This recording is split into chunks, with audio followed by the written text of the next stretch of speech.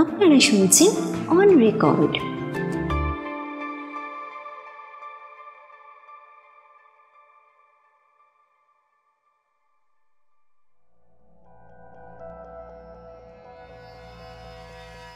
On রেকর্ডে আজ আপনারা শুনবেন লেখক অনীশ দেবের কলমে আমার বা হাতের 5 আঙ্গুল।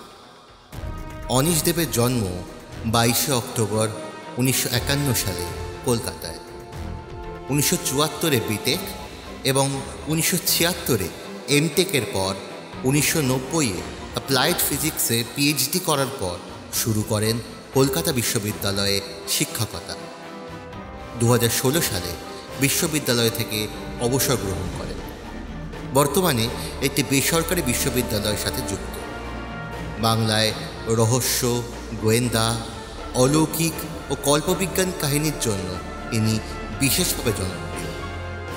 আজকের গল্পটি আমরা নিয়েছি অনীশ দেব সম্পাদিত অনীশের সেরা 101 সংকলন থেকে।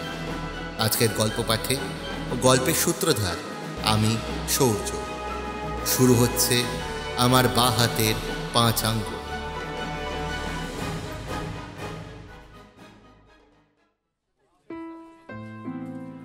মৌমিতাকে আমার বাঁ হাতের 5 আঙ্গুলের আসল ব্যাপারটা খুলে বলিনি, কারণ খুলে বলাটা খুব সহজ নয়। কিন্তু ও যে বারবারই আমার বাঁ হাতের দিকে তাকায় সেটা আমি লক্ষ্য করেছি। এখনও দেখছি ও কোল্ড ড্রিঙ্কসের গ্লাসে চুমুক দিতে দিতে আমার বাঁ হাতের দিকে চেয়ে আছে।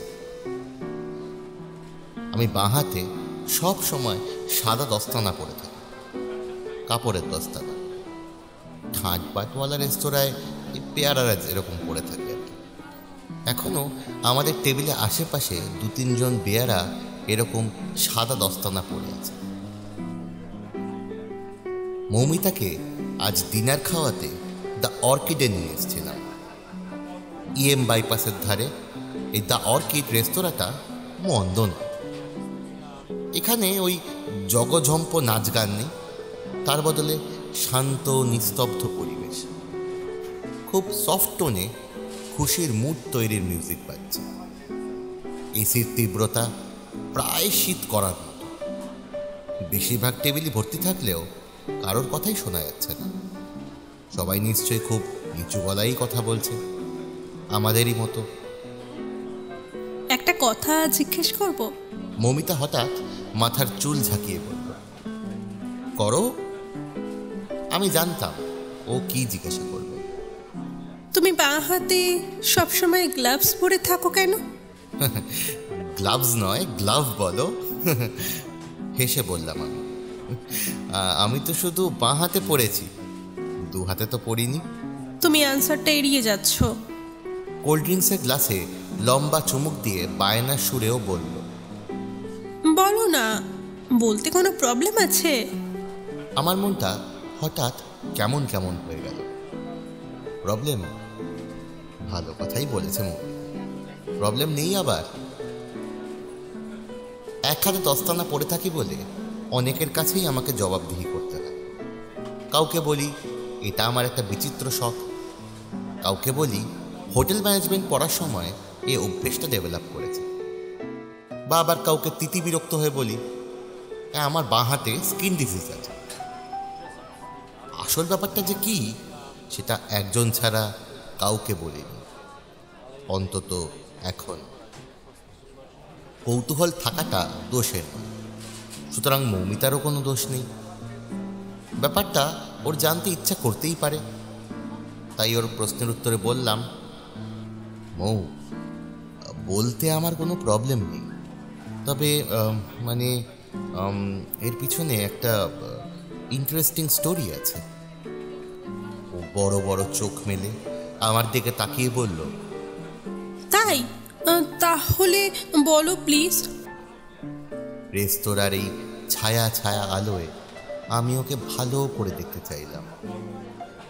মৌমিতা লম্বা স্লিম চেহারা, মাথার একরাশ চুলে সোনালি রঙের ঝিলিক, লম্বাটে ফর্সা, টানা টানা চোখ। এই চোখে চোখ পড়লে সহজে নজর ফেরানো যায় না। চোখা নাক, সামান্য ফোলা দুঠোঁট যেন সবসময় দুষ্টু হাতছানি দিচ্ছে। এই মৌমিতাকে আমি বড্ড ভালোবাসি। খুব স্বাদ আমার ওকে নিয়ে বাকি জীবনটা একসঙ্গে থাকবো। আমার ভেসে বেড়ানো দিকশূন্য ছন্ন ছাড়া জীবনে ও সারথি হয়ে আসুক, আমাকে সামলে নিক, আমার সুখ দুঃখের শরিক হোক, আমার অভিভাবক হয়ে উঠুক। মৌমিতাকে এখনো এসব কথা বলিনি। দস্তানার গল্পটা বলার পর হয় বলবো। মনে হয় না ও আমাকে ফিরিয়ে দেবে। আমি বেয়ারাকে ডেকে বিল দিতে বললাম। তারপর মৌকে চাপা গলায় বললাম, এখানে নয়, গল্পটা তোমাকে গাড়িতে যেতে যেতে বলবো। শুনেও খুব খুশি হলো। কোল্ড ড্রিঙ্কসের খালি গ্লাসটা একপাশে সরিয়ে রেখে বলল, সোনু, আই লাভ ইউ। আমি বললাম, হ্যাঁ, গল্পটা তো এখনো শোনোনি, শোনো আগে, তারপর না হয়। বিল মিটিয়ে আমরা দুজনে উঠে পড়লাম। রেস্তোরাঁর কাচের দরজার কাছে এসে দেখি বৃষ্টি পড়ছে, তবে তেমন জোরে নয়। আমি আর মৌ হাত ধরাধরি করে ছুট লাগালাম গাড়ি লক্ষ্য করে।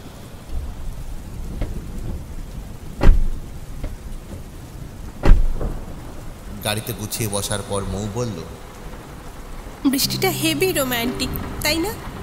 তুমি পাশে থাকলে আমার কাছে মরুভূমি রোম্যান্টিক লাগে। ওয়াও! বলে আমার জামা ধরে টান মারল। ঠোঁট জোড়া ছুচলো করে ছোট্ট ঠোকরানো একটা চুমু খেলো গেল। জানলার কাছ তোলাই ছিল, হালকা করে এসি চালিয়ে দিলাম। তারপর পার্কিং লট থেকে গাড়ি তুলে নিয়ে এলাম বৃষ্টি ভেজা রাস্তা।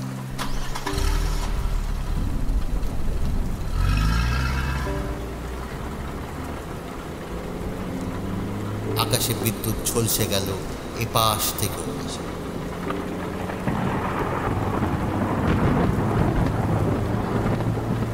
গুড়গুড় করে মেঘ ডাক। বৃষ্টির জন্য রাস্তা দেখতে অসুবিধা হচ্ছিল বলে আমি ওয়াইপার চালিয়ে দিলাম। ড্যাশবোর্ডে ঘড়ির দিকে চোখটা গেল 8:39। না, রাত বেশি নেই, ঘন্টা দুয়েকের মধ্যে মৌকে বাড়িতে পৌঁছে দিলেই হবে। কিছুক্ষণের মধ্যে একটা সাইড রোডে ঢুকে পড়লাম। এই রাস্তাটায় গাড়ি টাড়ি প্রায় নেই বললেই চলে। দোকানপাটও চোখে পড়ছে না। আলো বলতে রাস্তার দুপাশের ল্যাম্পপোস্টগুলোর সোডিয়ামের বাতি। মৌমিতার দিকে তাকিয়ে বললাম, আচ্ছা মৌ, এই দস্তানার ব্যাপারটা তোমার অনেক দিন ধরে জানতে ইচ্ছা করছে, তাই না? হ্যাঁ, ইউ আর স্মার্ট সোনু। তোমার সঙ্গে আলাপ হবার পর থেকেই এটা আমার কাছে একটা বিশাল কিউরিওসিটি। আজ কৌতূহল চাপতে না পেরে তোমাকে স্ট্রেট কাট জিজ্ঞাসা করে ফেলেছি। হঠাৎ কি ভেবে ও বলল, তুমি কি মাইন্ড করলে সোনু? তাহলে থাক। ওহো, কি যে বলো, ওয়াই শুড আই মাইন্ড? বলতে বলতে ঝুঁকে পড়ে ওর মাথায় একটা চুমু খেলাম। তোমাকে সব কিছু বলতে পারলে আমার খুব ভালো লাগে, কিন্তু আগে থেকেই বলে রাখছি, গল্পটা শুনলে তুমি কিছুতেই বিশ্বাস করতে পারবে না। উত্তরে মৌ আমার দস্তানা পড়া আঙ্গুলগুলো আঁকড়ে ধরে প্রায় ফিস ফিস করে বলল, I will believe anything you say. ভালোবাসা এমন জিনিস যে আজগুবি রূপকথাও বিশ্বাস করতে বলছে। রাস্তার একটা বাঁক পেরিয়ে ঝোপ জঙ্গল ঘেঁষে গাড়িটা দাঁড় করালাম।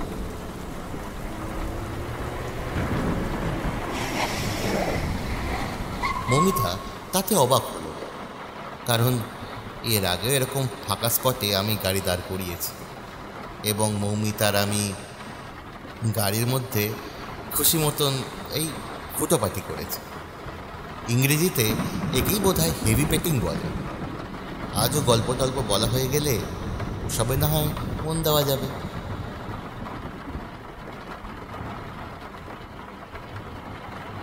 গাড়ির চালে বৃষ্টির প্রচণ্ড শব্দ হচ্ছিল, জানলার কাঁচ বেয়ে জলের ফোঁটা গড়িয়ে পড়ছিল।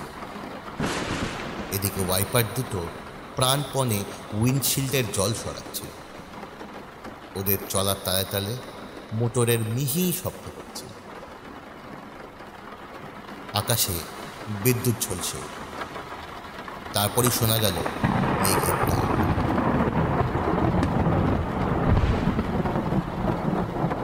আর এই ফাঁকে আমি গল্পটা বলতে শুরু করলাম। মৌ, তোমাকে কখনো বলা হয় মানে আমার বাবা 1.5 বছর আগে মারা গেছে। মানে উনি খুন হয়েছিল। সেই সময় কলকাতায় একটা জঘন্য সিরিয়াল কিলিং চলছিল। একের পর এক খুন করে চলছিল লোকটা। প্রথমে খুন করেছিল একটা 11 বছরের বাচ্চা মেয়েকে। না, শুধুই খুনই করেছিল, অন্য কিছু করেনি। মেয়েটাকে গলা টিপে খুন করা হয়েছিল। খুনের পরে মেয়েটার যা চেহারা, মানে কাগজে যেরকম ফটোগ্রাফ ছাপা হয়েছিল সেসব দেখলে তুমি শিউরে উঠতে। মেয়েটার চোখ দুটো যেন ঠেলে বেরিয়ে এসেছিল, ঠোঁটের কোণে ফেনা ছিল, আর জিভটা মরা ছাগলের জিভের মতো বাইরে বেরিয়ে ঝুলছিল। মেয়েটার মারা যাওয়ার আগের ছবি আর পরের ছবি পাশাপাশি রেখে ছাপা হয়েছিল কাগজে। দেখে মনে হচ্ছিল দেব শিশু আর পিশাচ। খুনির হাত ওকে এরকমই বদলেই দিয়েছিল। কাগজে দিনের পর দিনই খুনের রিপোর্ট বেরিয়েছিল, আর তাতেই পড়েছিলাম খুনি এত জোরে মেয়েটার গলা টিপে ধরেছিল যে থাইরয়েড বোন আর কার্টিলেজের বোন ভেঙে গিয়েছিল। এই যে গলায় এইখানে কণ্ঠমণি, মানে ইংরেজিতে যাকে অ্যাডামস অ্যাপেল বলে। না, তোমার শিউরে ওঠার কোনো কারণ নেই। বললাম না, ব্যাপারটা 3 বছরেরও বেশি পুরনো। জানো, মেয়েটার নখের ভেতরে আঁশ মতন কিছু একটা পাওয়া গিয়েছিল। ফরেন্সিক পরীক্ষায় পরে জানা যায় সেগুলো পুরনো শুকনো কোনো চামড়ার আঁশ। অর্থাৎ কি না, খুনি চামড়ার দস্তানা ব্যবহার করেছিল। না, কোনো রকমে আঙ্গুলের ছাপ কিচ্ছু পাওয়া যায়নি। পুলিশ ফুল এন্থু নিয়ে ইনভেস্টিগেট করেও কিচ্ছু করতে পারল না। মেয়েটার খুনি ধরা পড়ল না। দ্বিতীয় খুনটা হওয়ার পর পুলিশ এবার নড়ে চড়ে বসল। এবারে খুন হলো মাঝবয়সী এক পুরুষ। খুনের স্টাইল একই, মার্ডার বাই স্ট্র্যাঙ্গুলেশন। এবারেও ভিকটিমের নখের নিচে চামড়ার ফাইবার পাওয়া গেল, অর্থাৎ সেই দস্তানা। প্রথমবার যেমন খুনের মোটিভের কোনো খোঁজ পাওয়া যায়নি, এইবারও ঠিক তাই। সব মিলিয়ে পুলিশ একেবারে বেকুব। খুনি রয়ে গেল সবার চোখের আড়ালে। 3 নম্বর খুনটা হওয়ার পর পুলিশ বুঝতে পারল ব্যাপারটা সিরিয়াল কিলিং। মিডিয়া খুনির নাম দিল দস্তানা খুন। ইংরেজি চ্যানেল আর খবরের কাগজ নাম দিল গ্লাভ কিলার। সারা শহর জুড়ে খুনির খোঁজ চলতে লাগলো। সবাই জোট বেঁধে দস্তানা পরা লোক খুঁজে বেড়াতে লাগলো। বুঝতেই পারছো, কলকাতা শহরে চামড়ার দস্তানা আর কোন কাজে লাগে? তাই দস্তানা পরা লোক খোঁজার কাজটা বেশ সহজ। কিন্তু কাউকেই সেরকম পাওয়া গেল না। এদিকে খুনের ব্যাপারটা চলতেই লাগলো। 3 নম্বরের পর 4 নম্বর, 4 নম্বরের পর 5 নম্বর, তারপর 6 নম্বর, আর 6 নম্বরের পর 7 নম্বর। আমার বাবা খুন হওয়ার পরই সিরিয়াল কিলিংয়ের ব্যাপারটা একেবারে বন্ধ হয়ে যায়। খুনি যেন হঠাৎই চলে যায় বনবাসে। কেউ বলল, এই 7টা খুন করা যায় লোকটার টার্গেট ছিল। আবার কেউ বা বলল, ও ভয় পেয়ে খুনি গা ঢাকা দিয়েছে, কারণ গোটা শহরের লোক যে সাবধান হয়ে গেছে। তাছাড়া সবাই এমন হন্যে হয়ে দিন রাত দস্তানা পড়া লোকের খোঁজ করছে যে নতুন খুনের ভিকটিম খুঁজে পাওয়াই মুশকিল। খুন করা তো অনেক পরের ব্যাপার। জানো, বাবা খুন হওয়ার পর আমি অনাথ হয়ে গেল, কিন্তু সবাই হাঁফ ছেড়ে বাঁচল, কারণ সাইকোপ্যাথ খুনির সিরিয়াল কিলিংটা হঠাৎ বন্ধ হয়ে গেল। এতে সমস্যা মিটলেও নতুন কিছু প্রশ্ন উঠে এলো পুলিশের সামনে। আমার বাবা খুন হয়েছিলেন ভিক্টোরিয়া মেমোরিয়ালের কাছে, মানে ওই এলাকার বাউন্ডারি ওয়ালের কাছাকাছি ঝোপের মধ্যে বাবার ডেড বডিটা পড়েছিল। জানো, শুনলে তোমার অবাক লাগবে মো, বাবাকে কিন্তু গলা টিপে খুন করা হয়, ধারালো অস্ত্র দিয়ে পাগলের মতো কোপানো হয়েছিল বাবাকে। ছত্রখান হয়ে যাওয়া ডেড বডিটা পড়েছিল ঘাসেরই ওপরে, মুখটা ধারালো ফলার কোপে শতচ্ছিন্ন, হাতের আঙ্গুলগুলো শরীর থেকে আলাদা হয়ে এখানে ওখানে পড়েছিল, বাঁ হাতটা কাঁধের কাছ থেকে প্রায় খুলে এসেছিল। সে এক বিভৎস ব্যাপার। বাবার পকেটে পাওয়া ক্রেডিট কার্ড থেকে পুলিশ পরিচয় আর ঠিকানার খোঁজ পায়। আমি বাবাকে শনাক্ত করতে পেরেছিলাম হাতের একটা আংটি থেকে, আর ডান হাঁটুর নিচে একটা কাটা দাগ। আইডেন্টিফাই করার পরে জানো, আমি সেন্সলেস হয়ে গেছিলাম। এবারে শোন, তোমাকে প্রশ্নগুলোর কথা বলি। প্রথমত, বাবাকে তো গলা টিপে খুন করা হয়নি, ফলে খুনের কায়দাটা সিরিয়াল কিলারের স্টাইলের সঙ্গে মিলছে না। কেন খুনি হঠাৎ স্টাইল বদলাতে গেল বলো তো? দ্বিতীয়ত, মার্ডার স্পটে একটা কালো চামড়ার দস্তানা পাওয়া যায়, রক্তমাখা দস্তানা, ছুরির কোপে টুকরো টুকরো হয়ে গেছে। দস্তানা রক্তের সাথে বাবার রক্ত মিলে গিয়েছে। এই দস্তানাটা কি খুনির দস্তানা হতে পারে? তৃতীয়ত, খুনের ধরনটা এমনই যে পুলিশের মনে হয়েছে খুনটা প্রতিহিংসা বা আক্রোশ থেকেই করা হয়েছে। প্রচণ্ড আক্রোশ না থাকলে কেউ এভাবে খুন করে না। তাহলে সিরিয়াল কিলার হঠাৎ এই আক্রোশ দেখালো কেন? পুলিশ জানো তো একটা সিদ্ধান্তে পৌঁছাতে চেয়েছে, কিন্তু তাতে একটি মাত্র বাধা ছিল। নিশ্চয়ই তুমি বুঝতে পেরেছ কি সেই সিদ্ধান্ত, কি সেই বাধা। যাকে আমিই বলছি, পুলিশের সেই সিদ্ধান্ত হলো আমার বাবাই হলো সেই সিরিয়াল কিলার।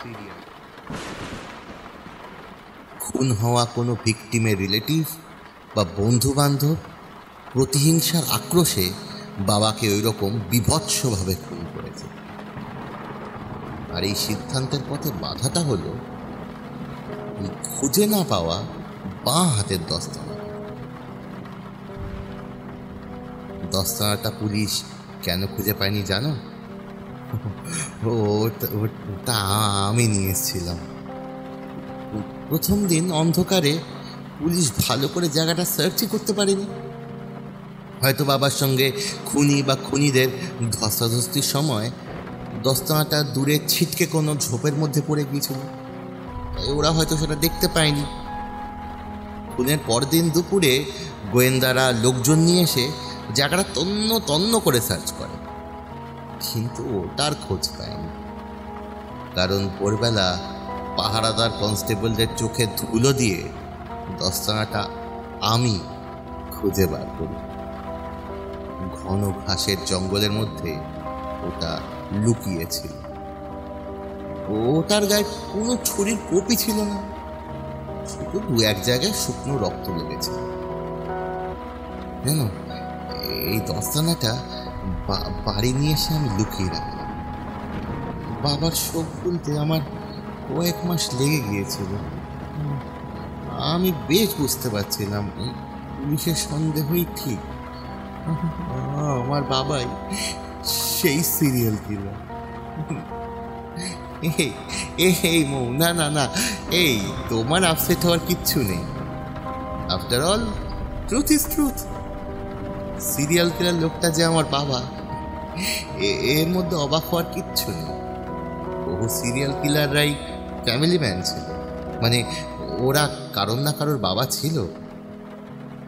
এবারে আমার ব্যাকগ্রাউন্ড আরও একটু বলি, বলছি যখন পুরোটাই বলি নাকি। আমার মা ছোটবেলায় মারা গিয়েছিলেন। এই মাকে আমার ভালো করে মনে নেই, কিন্তু মায়ের সম্পর্কে বাবা খুব আজে বাজে কথা বলতেন। প্রথম প্রথম আমার বেশ খারাপ লাগলো না তো, পরে একই ধরনের কথা রোজ রোজ শুনতে শুনতে ব্যাপারটা কিরকম গা সওয়া হয়ে গেছিল। কে জানে, হয়তো বাবার অভিযোগগুলো বিশ্বাস করতেও শুরু করেছিলাম। বাড়িতে মায়ের কোনো ফটো ছিল না, বাবা রাখেননি। তাই আমি আজও জানি না আমার মাকে কেমন দেখতে ছিল। এই শূন্যতা নিয়ে আমি বড় হয়েছি, এই শূন্যতা নিয়ে আমি বড় হয়েছি। আমার বাবা এমনিতে বেশ শান্ত মানুষ, তাহলেও হঠাৎ হঠাৎ হিংস্র হয়ে উঠতেন। ঘরের জিনিসপত্র পাগলের মতো ভাঙচুর করতেন, আর আমার মরা মাকে চেঁচিয়ে চেঁচিয়ে নোংরা ভাষায় গালিগালাজ করতেন। বাবার একটা ব্রিফকেস ছিল, আমার ব্রিফকেসটা খুলে পরে আমি একটা অদ্ভুত জিনিস পেয়েছি। মেয়েদের মাথার ক্লিপ, ছেলেদের দুটো রিস্ট ওয়াচ, 3টে আংটি, একটা চামড়ার বেল্ট আর 2টো নাইলনের প্যান্ট। জিনিসগুলো দেখে আমার মনে হয় ওগুলো ভিকটিমদের গা থেকে বাবা খুলে নিয়েছে, মানে জিনিসগুলো মার্ডারের সুভিনির। সিরিয়াল কিলিংয়ের ব্যাপারটা অনেক নিউজ পেপারেই বেশ বড় করে দিনের পর দিন বেরিয়েছে। বাবার ওই ব্রিফকেসে তার এই কাটিংগুলো আমি পেয়েছি, সেগুলো বারবার করে খুঁটিয়ে পড়ে ভিকটিমদের হারানো কয়েকটা জিনিসের কথা আমি জানতে পারলাম। আশ্চর্য হয়ে দেখলাম হারানো জিনিসগুলো বাবার ব্রিফকেসেই রয়েছে। সুতরাং আমার সন্দেহে আর কোনো জায়গা রইল না। অনেক বসে আছো, এবারে তোমাকে দস্তানাটার কথা বলি। এই মাস আসতে আগেকার কথা, তুমি তো জানো আমি মাঝে মাঝে একটু ড্রিঙ্ক করি। একদিন রাতে বাড়িতে একা একা বসে হুইস্কি খাচ্ছিলাম আর বাবার কথা ভাবছিলাম। ঘরে নাইট ল্যাম্পের আবছা নীল আলো, সিডি প্লেয়ারে হালকা মিউজিক বাজছে। নেশাটা বেশ জমে উঠেছে।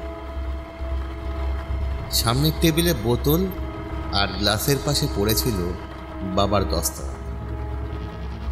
আমি ওটা হাতে দিয়ে বারবার ঘুরিয়ে ফিরিয়ে দেখছিলাম আর ভাবছিলাম এর ভেতরে একটা খুনির হাত বাস করত, আর সেই হাতটা আমার বাবার হাত। গ্লাভসটা হাতেই নাড়াচাড়া করতে করতে হঠাৎ কি খেয়াল হলো আমি ওটা বাঁ হাতে পড়ে ফেললাম। সঙ্গে সঙ্গে কি যে হলো তোমাকে ঠিক বুঝিয়ে বলতে পারবো না। আমার বাঁ হাতের আঙ্গুলগুলোর ডগায় যেন হাই ভোল্টেজের শক খেলাম। বাঁ হাতের প্রতিটি শিরা চিন চিন করতে লাগলো। অসহ্য জ্বালায় আমি ছটফট করতে লাগলাম। ছটফট করতে করতে বেসামাল হয়ে ছিটকে পড়ে গেলাম চেয়ার থেকে। আমার পায়ের লাথিতে টেবিলটা উল্টে পড়ে গেল, সঙ্গে সঙ্গে গ্লাস আর বোতলটাও। হাতের অসহ্য জ্বালাটা আমাকে পাগল করে দিচ্ছিল। আমি মরিয়া হয়ে দস্তানাটা টেনে খোলার চেষ্টা করছিলাম, কিন্তু কি আশ্চর্য, ওটা কিছুতেই খোলা যাচ্ছিল না। ওটা যেন সিমেন্টের ঢালাইয়ের মতো আমার হাতে একেবারে সেটে গেছে। মাটিতে পড়ে আমি হিস্টেরিয়ার রোগীর মতো হাত পা ছুড়ছিলাম আর গ্লাভসটা খোলার চেষ্টা করছিলাম, কিন্তু কিছুতেই পারলাম না। হাতের জ্বালা পোড়াটা এত বাড়তে লাগলো, একসময় আমি অজ্ঞান হয়ে গেলাম।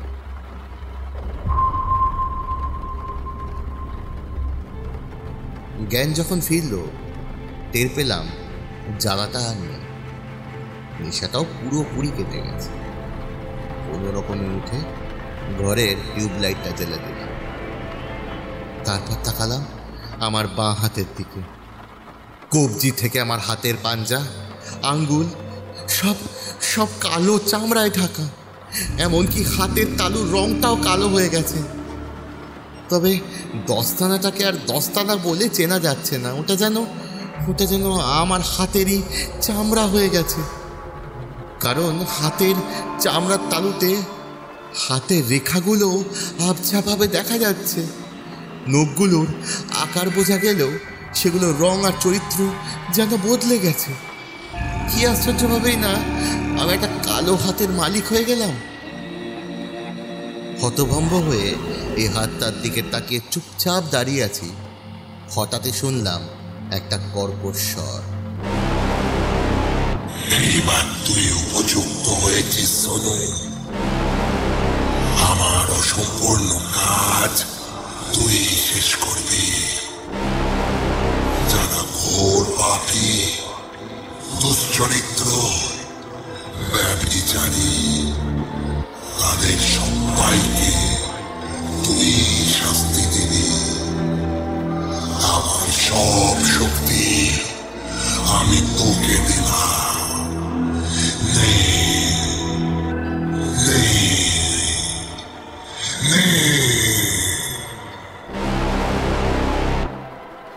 আবার এক প্রস্থ জ্বালা, যন্ত্রণা, ছটফটানি, চিনচিনে ব্যথা।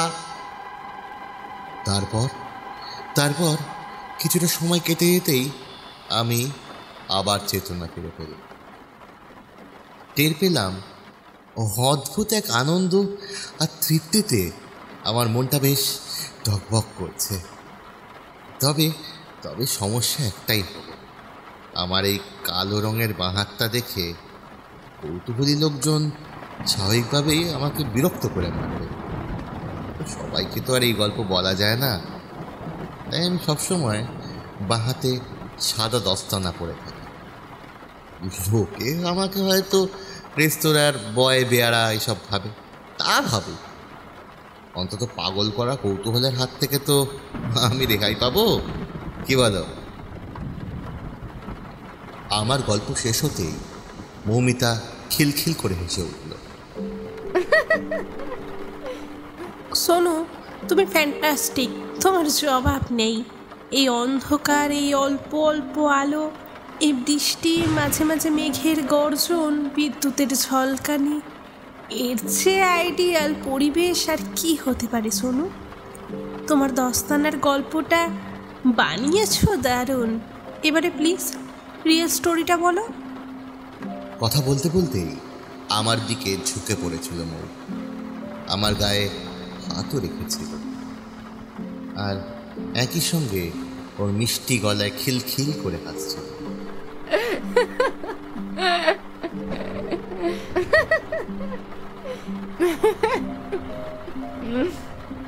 আমি বারবার ওকে বোঝাতে চেষ্টা করলাম, বলতে চাইলাম যে আমি যেটা বলেছি সেটাই আসল ঘটনা, কিন্তু কে শোনে কার কথা? বৃষ্টিটা কিছুটা কমে এলেও মেঘের ডাকাডাকি তখনও চলছে। আমি উইন্ডশিল্ডের মধ্যে দিয়ে আকাশের দিকে একবার তাকালাম, আর ঠিক তখনই মৌ একটানে আমার হাত থেকে সাদা দস্তানাটা খুলে নিল। আমি চমকে ওর দিকে তাকিয়ে দেখি ওর মুখের রং সাদাটে হয়ে গেছে। ও গোল গোল চোখ করে তাকিয়ে আছে আমার কালো রঙের বাঁ হাতটার দিকে, কালো রঙের 5টা আঙ্গুলের দিকে। আমি নিচু গলায় বললাম, মৌ, জানো তো প্রথম মেয়েটাও এই তোমারই মতোই ছিল। হ্যাঁ জানো তো, ওর নাম ছিল কি জানো? জিনিয়া। সুন্দরী, ছটফটে, চঞ্চল, মুখে সব সময় খই পড়ছে, সব সময়। তার সঙ্গে উগ্র পোশাক, চটকদার মেকআপ। জিনিয়াও এই জিনিয়াও জানো তো, আমার কল্পনা বিশ্বাস করতে চাই।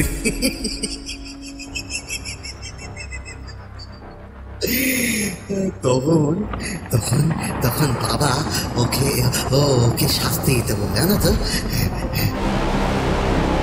মৌমিতা আর কোনো কথা বলতে পারছিল না, শুধু আমার কালো হাতটার দিকে তাকিয়েছিল। এমন সময় আমার কালো হাতের আঙ্গুলগুলো মাকড়সার পায়ের মতো নড়ে উঠল, আর কর্কশ গলায় হাতটা বলে উঠল, সোনু, আর দেরি করা ঠিক হলো না। তোর গাড়িটা অনেকক্ষণ ধরে এখানে দাঁড়িয়ে আছে।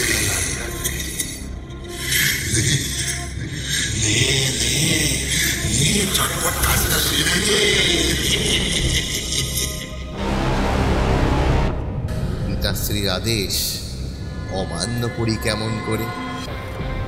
আমার বাঁ হাতের আঙ্গুলগুলো যখন সারাশি হয়ে মৌমিতার গলায় চেপে বসলো, তখনও ও অবাক চোখে আমার দিকে তাকিয়ে। ব্যাপারটা কিছুতেই যেন বিশ্বাস করতে পারছে না। জিনিয়াও বিশ্বাস করতে পারেনি,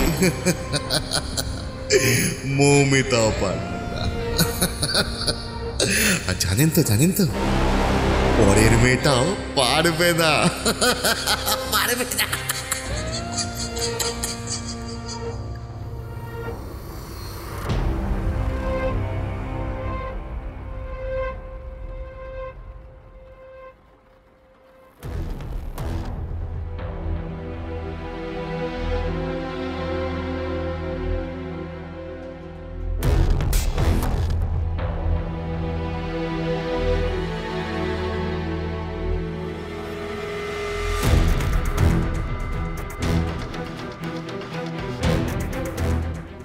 শেষ হলো অনিশ দেবের কলমে আমার বাঁ হাতের 5 আঙ্গুল।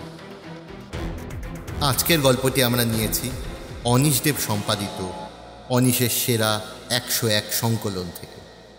আজকের গল্প পাঠে ও গল্পের সূত্রধার আমি সৌর্য। আজকের গল্পে মৌমিতার কণ্ঠে কণ্ঠদান করেছেন অদিতি। শুনতে থাকুন অন রেকর্ড। আগামী সপ্তাহে আরও রোমাঞ্চকর গল্প নিয়ে ফিরে আসবে অন রেকর্ড। যদি আপনাদের মধ্যে কারো কোনো গল্প বা আপনাদের কোনো লেখা যদি অন রেকর্ডের মাধ্যমে শ্রোতাদের শোনাতে চান, তাহলে নিচে দেওয়া মেল আইডিতে নিজের পরিচয় সহ 60 শব্দের লেখা পাঠিয়ে দিন। গল্পের বা উপন্যাসের ক্ষেত্রে কোনো বিষয় নেই, শব্দসীমা চেষ্টা করবেন 20 পাতা অথবা 4000 বা 5000 শব্দের মধ্যে রাখতে। এছাড়া অন রেকর্ড খুঁজছে আপনাদেরকে। কেউ যদি আমাদের সঙ্গে যুক্ত হতে চান পুরুষ বা মহিলা কণ্ঠ হিসাবে, তাহলে নিজের কণ্ঠ রেকর্ড করে এই মেলে পাঠিয়ে দেবেন। ধন্যবাদ। আপনারা শুনছিলেন অন রেকর্ড।